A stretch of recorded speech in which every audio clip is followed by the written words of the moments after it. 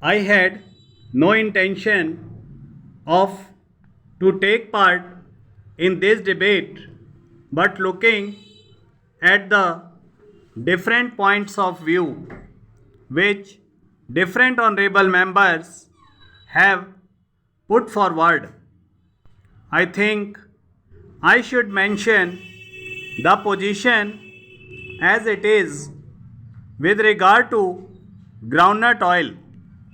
It is a commodity, the production of which varies from year to year. It has got to a large extent to depend on the climate, rain, and so forth. It is difficult to evaluate the crop because groundnut is grown in different parts of the country and it begins to move in one part in October and November and in some other parts in December and January. Therefore, it is a difficult to evaluate the exact position of groundnut. Besides, we do not have correct data as regards the crop. Unfortunately, our statistics with regard to agricultural production are meager and it is difficult to know exactly what the crops are of different commodities and therefore it is difficult to evaluate even the crops. I would like to inform the House that of the total crop of groundnuts, exports are to the extent of 2.5 to 5%. There is not so much of surplus as it is somehow or other felt here.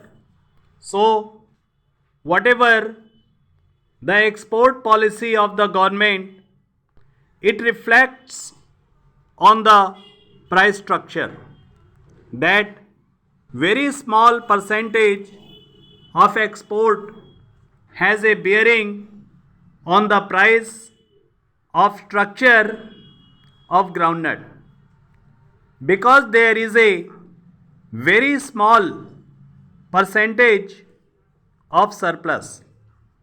If a little more is exported, the price goes up, and if a little less is exported, there is always a tendency for the price to fall. I heard an honorable member say that the policy should be such that the growers must know beforehand what it is. This year, if I may just illustrate, in the beginning, the prices were much higher than what they are today. The prices have dropped even though export was allowed because the export duty was put in. Last year, the prices were much lower in the beginning of the season and then they went up. It is a difficult thing and I can appreciate the difficulty of the Honorable the Commerce and Industry Minister with regard to what the export policy should be. It is also difficult for him to follow exactly the effect the export policy will have on the internal price structure in the next year. It is very well to say after the event that if the policy had been of the nature, it would have been better for the price structure.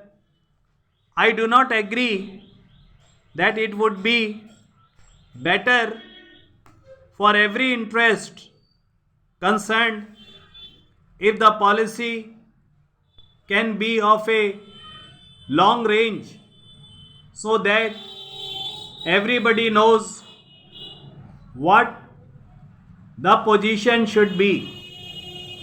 I do not know whether it would be possible for the Honorable to follow that policy because of the difficulties I just pointed out.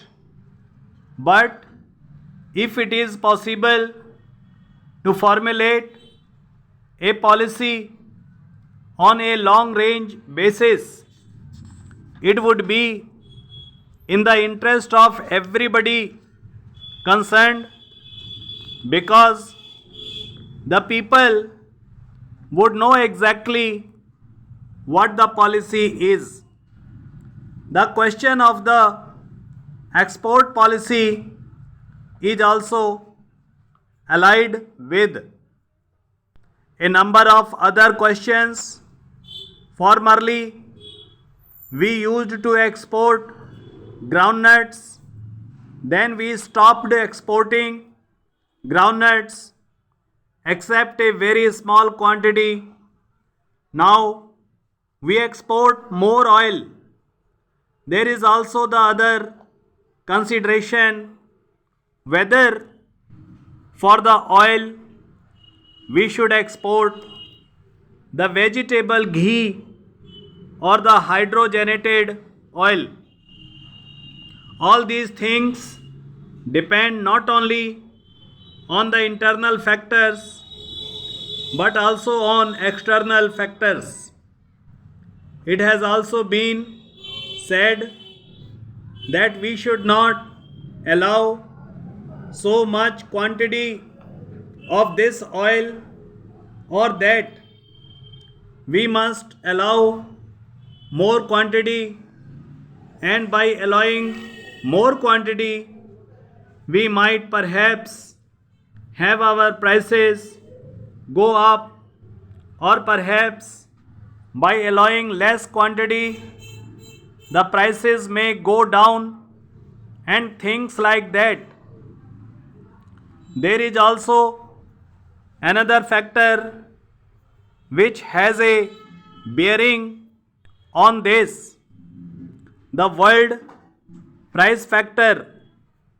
The world supply and demand, and that depends on our prices, and the adjustment of export duties.